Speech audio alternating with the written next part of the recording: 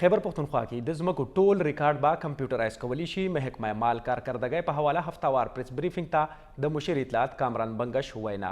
وزیر ریونیو حاجی قلندر لودي او اس ام بی آر سید ظفر علي شاه ویلي دي چې د صوبې په 15 ضلعو کې صرف 19 ضلعو کې ریکارډ موجود دی او په صوبه کې د ځمکو په اړه رولز هم نه دي موجود. اشفاق بنگش رپورټ.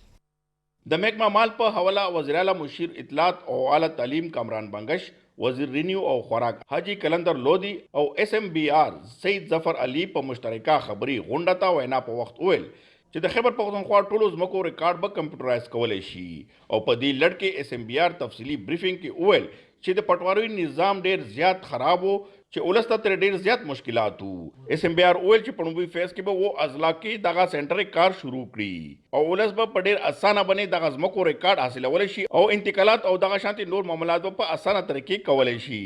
سینیئر ممبر بورډ اف رینیو سید ظفر علي انکشاف هم وکړو چې د زمشوده علاقو لپاره طریقه کار جوړولو کې پته ولګیدا چې د خیبر پختونخوا ټول ځمکو لپاره رولز نه دي جوړ شوي.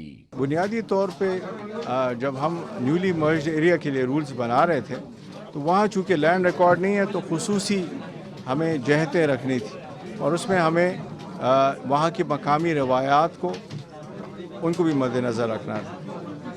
सूबे के लिए ऐसी पोजीशन नहीं थी कि कोई रूल्स नहीं थे.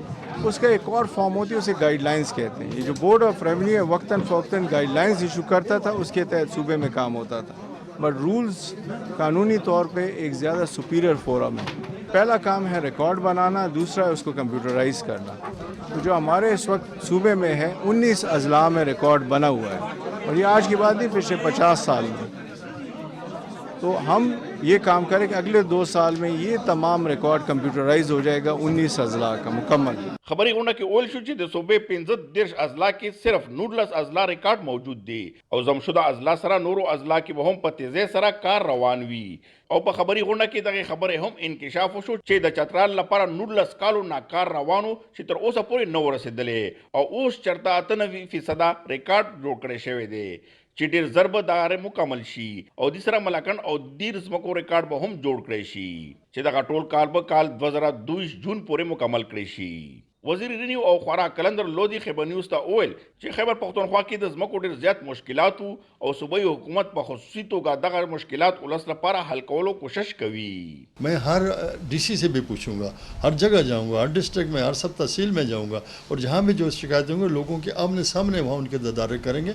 हम इस कल्चर को और हम इस गंदगी को ख़त्म करेंगे इंशाल्लाह. कंप्यूटराइजेशन का इसी बात है कि असल मालिक के साथ असल उसकी कितनी चीज़ है आपको पता है. एक क्लिक करेगा तो उसके पास पूरा आ जाएगा, डेटा आ जाएगा मेरी ज़मीन कहाँ है. खैबर पख्तूनख्वा की दज़मको और शमिलातो तकसीम कार और द बंदोबस्ती इलाकों के दज़मको फर्दुना और इंतकालात द कंप्यूटराइज सिस्टम सरा बयकीनन चे उलस्ता ढेर ज़्यादा फ़ायदा वर्कड़ी और असंत्याने बोरता मिलावशी खुबल खुब पटवरन हम खलाशी खुदी सरा द कब्जा माफिया और जमशुदा अजला के रिकॉर्ड जुड़वल हम द हुकूमत लपारा योलोई चैलेंज दे.